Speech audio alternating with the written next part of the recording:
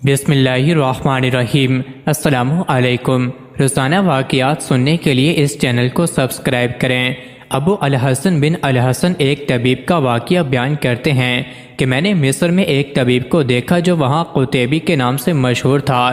وہ بڑا ہی دانش مند طبیب تھا، لیکن وہ ایک رئیس کی لڑکی پر عاشق ہو گیا۔ لڑکی دوا لینے کے بہانے مطب میں آ جاتی اور دونوں کو تنہائی میسر آ جاتی۔ اس طبیب جیسا کوئی معالج اس وقت مصر میں نہیں تھا۔ اس کے مطب میں ہر وقت عورتوں اور مردوں کا ہجوم لگا رہتا تھا۔ اس کی ماہوار آمدنی 1000 دینار تھی اور اس نے اپنا مکان بھی شفا خانے کے مشابہ بنایا تھا، جس کے ایک حصے میں بوڑھی عورتوں اور مردوں کے لیے جو دور دراز کے علاقوں سے علاج کے لیے آتے تھے وہاں پر ٹھہر جاتے تھے، اور شام کو طبیب کے شاگردان مریضوں کی خوب خاطر تواضع کرتے تھے، جس سے بہت سے مریض صبح ہونے تک صحت یاب ہو جاتے۔ ایک دفعہ ایسا اتفاق ہوا کہ وہی رئیس کی جوان لڑکی جس پر طبیب عاشق تھا اچانک بے ہوش ہو گئی۔ جب اس کو کئی دنوں تک ہوش نہ آیا تو رئیس نے سب طبیبوں کو اپنے محل میں بلایا تاکہ لڑکی کے مرض کی تشخیص کر سکیں۔ بہت سے طبیبوں نے لڑکی کی نبض پکڑ کر معائنہ کیا، اور چونکہ نبض بند تھی تو ہر طبیب یہی کہتا کہ یہ لڑکی مردہ ہو چکی تھی۔ جب اس عاشق طبیب کی باری آئی تو اپنی محبوبہ کو اس حالت میں دیکھ کر رو پڑا۔ اس میں ہمت نہ رہی کہ اپنی محبوبہ کے مردہ جسم کو ہاتھ لگا سکے۔ وہ روتا ہوا واپس آ گیا۔ رئیس نے اپنی حسین و جمیل بیٹی کو نہلانے اور دفن کرنے کا انتظام کر دیا۔ اس لڑکی کو غسل دلوا کر اس کا جنازہ تیار کیا اور دفنانے کے لیے چل پڑے۔ جب جنازہ اس طبیب کے مطب کے سامنے سے گزرا تو اس طبیب نے شور مچا دیا کہ رک جاؤ، یہ لڑکی ابھی زندہ ہے، مگر سب لوگ اس کی بات ماننے سے انکاری تھے کیونکہ اس نے خود تھوڑی دیر پہلے اس کی موت کی تصدیق کی تھی۔ طبیب نے کہا کہ لڑکی ابھی زندہ ہے۔ لوگوں نے اس سے کہا کہ کیوں پاگلوں والی باتیں کرتا ہے۔ کچھ لوگ اس کے اور لڑکی کے تعلقات کے بارے میں جانتے تھے، مگر اس طبیب کی بات کسی نے نہ مانی اور وہ لوگ اس لڑکی کو قبرستان میں دفنا کر واپس چلے آئے۔ تو تھوڑی ہی دیر بعد جب اندھیرا چھا گیا تو طبیب نے قبرستان جا کر اپنی محبوبہ کی لاش کو قبر سے نکالا اور اپنے مکان میں لے آیا۔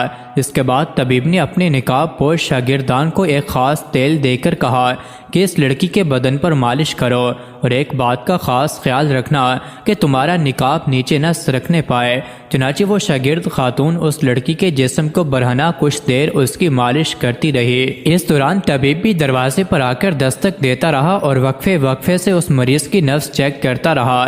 پھر طبیب نے اپنی محبوبہ کو 10 کوڑے پوری طاقت سے لگانے کا کہا اور پھر نقاب پوش شاگردہ کو مالش کے لیے وہیں چھوڑ کر آ گیا۔ تھوڑی ہی دیر بعد لڑکی کے جسم میں حرکت پیدا ہوئی۔ اس نے اپنی آنکھیں کھولیں اور سامنے اس نقاب پوش کو دیکھتے ہی ڈر گئی اور اپنے جسم کو کپڑے سے ڈھانپنے لگی اور کہنے لگی، خدا کے لیے میری عزت کو نقصان نہ پہنچانا۔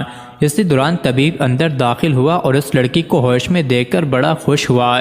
پھر اس لڑکی سے پوچھا، تمہیں کیا محسوس ہوتا ہے؟ مریضہ نے کہا، مجھے بھوک معلوم ہو رہی ہے۔ پھر اس کو کھانا کھلانے کی ہدایت کی۔ مریضہ کو مناسب کھانا کھلایا گیا تو اس کی قوت کر آئی اور اچھی ہو کر کھڑی ہو گئی۔ صبح ہوتے ہی اس لڑکی کو لے کر اس کے اہل خانہ کے پاس گیا۔ تھوڑی ہی دیر میں یہ خبر آگ کی طرح پورے علاقے میں پھیل گئی۔ سب لوگ جمع ہو گئے۔ اس رئیس نے طبیب سے پوچھا کہ تم نے کیسے میری مردہ بیٹی کو زندہ کر دیا؟ طبیب نے کہا، تمہاری بیٹی مری ہی کب تھی؟